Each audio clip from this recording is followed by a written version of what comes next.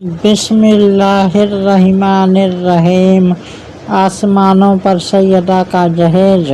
اور پھر جبریل نے ہمیں بتایا کہ اللہ تبارک و تعالی نے آپ کی طرف سے جناب سیدہ فاطمۃ الزہرا کو جنت الفردوس کے تمام قطعات عطا کر دیے ہیں، اور جناب علی کی طرف سے حق مہر کی صورت میں زمین کا 5واں حصہ عطا فرما دیا ہے۔ اور پھر اللہ تبارک و تعالی نے جنت کے داروغہ رضوان کو حکم فرمایا تو اس نے محبین و محبان اہل بیت کی تعداد کے مطابق پتے گرائے، اور وہ پتے دستاویزوں کی صورت میں تھا۔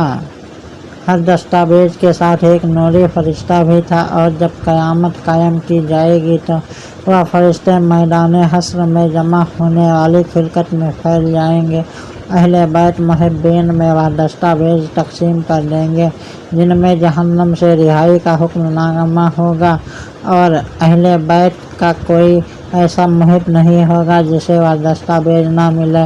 وہ فرشتے ان رفقا کو جناب زہرا اور علی کی شادی کی خوشی میں ایک دوسرے کے ساتھ تحفہ کے طور پر تبادلہ کرتے ہیں، حتیٰ کہ وہ قیامت تک ایک دوسرے کو اس مقدس نکاح کی خوشی میں اسی طرح مبارکباد پیش کرتے رہیں گے۔ ادھر آسمانوں پر جناب سیدہ کی نکاح کی خوشیاں منائی جا رہی ہیں۔